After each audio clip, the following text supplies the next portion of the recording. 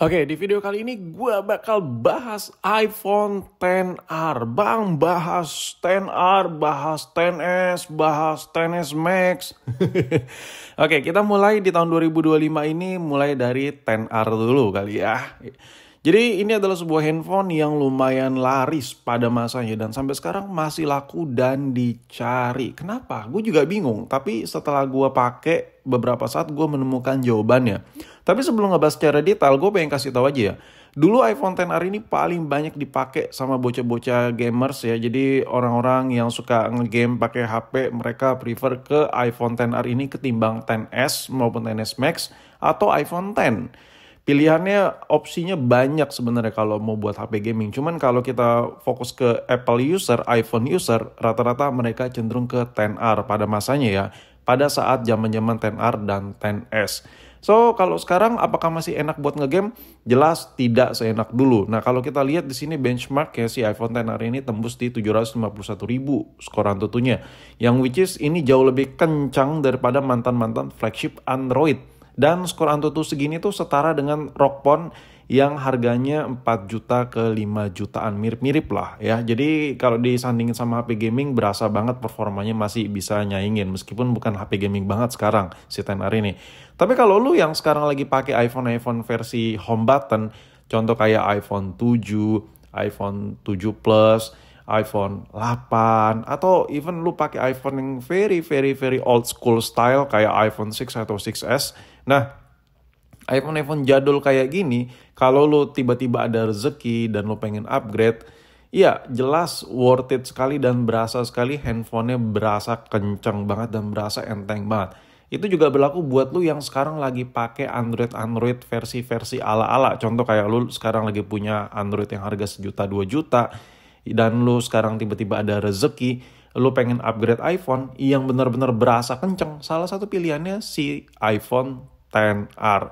So, kenapa iPhone XR bang? Jadi gini, iPhone XR itu adalah salah satu iPhone yang isunya paling sedikit ya, isu permasalahannya paling sedikit. Tapi kalau kita lihat iPhone X ya, meskipun sama-sama poni, iPhone X itu terkenal dengan overheatnya, mesinnya gampang panas. Tapi kalau kita ngomongin buat pamer, pamer, apakah seekor iPhone XR ini masih bisa nyanggupin untuk kebutuhan pamer? Ya, of course tidak. Dari jauh kalau lu pegang iPhone XR, lu bakal kelihatan siluet iPhone versi lawas, bukan iPhone yang kekinian. Ya, karena single kamera dan bentukannya lebar sekali. Tapi kalau kita ngomongin soal desain, handphone ini salah satu handphone yang terenak. Tapi kalau kita balik lagi masalah buat pamer, gue yakin sih lu yang beli iPhone XR itu karena memang kebutuhan, karena memang lu bisanya baru upgrade ke XR, karena memang budgetnya klop di situ. Tapi kalau lu sekiranya nabung dan lu berupaya sebisa mungkin untuk pamer pakai iPhone, saran gue mendingan lu ambil yang varian Pro-nya aja. Kayak iPhone 11 Pro, nah itu udah murah ya kan. iPhone 12 Pro agak sedikit mahal sih. Ya saran gue begitulah. Kalau lo mau pamer minimal ada boba-bobanya gitu. Kalau ini single kamera. Dan di bagian bawahnya ini juga sama kayak iPhone versi lawas. Kayak iPhone 7, iPhone 8 masih agak cembung-cembung. Bagian bawahnya tuh mirip sekali. Ditambah lagi ini masih satu kasta dengan poni gen lawas. Yaitu poninya tuh gede banget, melebar ya kan. Beda hal ceritanya kalau lu beli iPhone yang poninya di series 14 itu udah kecil banget ya. Sedangkan ini poninya lebar sekali.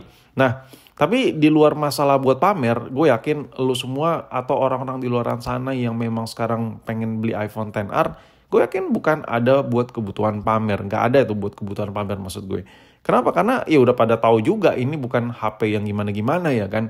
Tapi kalau ngomongin soal pemakaian, kita mulai dari kenyamanan dulu deh. Handphone ini adalah salah satu handphone yang lumayan nyaman dipakai. Nyamannya itu di mana? Nyamannya itu nggak pakai case enak karena cembung, tapi pakai case makin enak. Udah cembung nggak terlalu licin jadinya.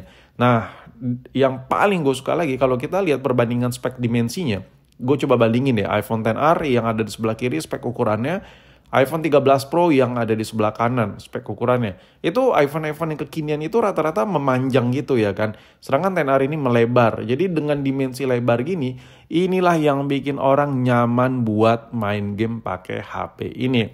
until to now sampai saat ini kalau lo pakai buat ngegame ringan, handphone ini masih nyaman sekali karena dengan dimensi yang lebarnya itu bukan masalah screen to body ratio-nya ya, tapi ini melainkan bezelnya ini nggak tipis banget.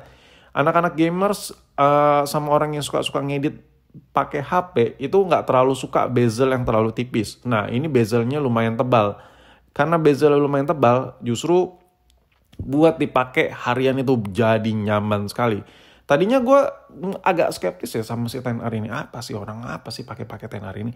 Tapi setelah gue coba pakai sekian waktu, handphone ini enak ya kan. Karena dengan bezelnya yang tebal itu meminimalisir area yang tersentuh secara tidak sengaja, dan itu sangat membantu sekali ketika lo suka ngedit dan lo kayak suka ngegame juga. Nah, layar dengan bezel yang lumayan tebal itu sangat indah sekali dipakai, meskipun tidak terlalu indah untuk dipandang. Tapi gue nggak tahu ya sudut pandang kalian yang lagi nontonin video gue ini suka dengan handphone yang bezel tipis atau tidak, gue nggak tahu. Tapi secara keseluruhan, ketika lo coba nge-typing pakai dengan handphone dengan bezel yang tebal, contoh di video ini iPhone XR, ini nyaman sekali. Karena posisi jari kita itu lebih nyenter ya kan, karena posisi layar itu nggak terlalu lebar sampai ke ujung-ujung tepian. Jadi lo ketik dari Q sampai ke P itu meminimalisir ghost lagi, missing touch ya, kayak ngetik yang bleber. Itu sering terjadi ya. Gue sekarang lagi pakai 15 Pro, iPhone 14 Pro. Itu ketika gue ngetik kadang suka ngetik yang nggak jelas keketik gitu. Meskipun gue udah pakai HP gitu bertahun-tahun gitu. Ya karena ukuran jari gue yang agak panjang dan agak lebar sedikit. Nah, itu bisa diminimalisir dengan bezel yang tebal kayak gini. Gue kayak anjir, ternyata enak juga pakai XR ya kan. Oh ya, buat lu yang pengen beli iPhone XR resmi Indonesia, lu bisa mampir di IG gue ya. Jadi, Bang, kok di toko online lu HP iPhone seri lawas semua 1 juta. Nah, sekarang lu bisa sikat nih HP seri-seri agak-agak baru. Nih iPhone XR resmi asli Indonesia, gue cuman jual resmi aja. Linknya ada di deskripsi ya. Langsung mampir ke IG gue aja. Anjay, promo. Ya maklum lah, baru jualan lagi gue di IG. Nah kalau ngomongin soal kamera, ini dia yang paling dianggap sepele sama semua orang. Lu gak usah nanya kamera iPhone XR boy. Lu tanya dulu kamera iPhone 7. Lu harus ngeluarin duit berapa untuk beli sebuah Android untuk ngalahin seekor iPhone 7 yang harganya cuma 1 jutaan ya untuk urusan perekaman video. Ini sangat seram sekali untuk ditanyakan ketika lu nanya iPhone XR hasil perekamannya gimana. Ya oke, kita coba bahas dulu dari fitur ya. Fitur kamera yang ada di XR sangat kuno dan ketinggalan zaman sekali. Dan kalau lu ngomongin rekaman, nah video ini lagi direkam pakai iPhone XR. Mamam tuh. Gila, secakep ini hasil videonya. Gue sih kalau bukan masalah buat review gue masih rela banget sih pakai XR ya. Karena kalau gue buat konten di dalam ruangan cocok. Nah ini gue masih rekam pakai XR ya. Kita coba fokus ya. Fokus jauh dekat. Itu nggak cenut cuy. Kalau Android itu udah kayak gempa bumi, cenut fokusnya. Kayak memposisikan fokusnya itu. iPhone halus sekali. Jauh dekat. Tuh ini gue goyangin ya. Ini goyangin sambil gue fokusin.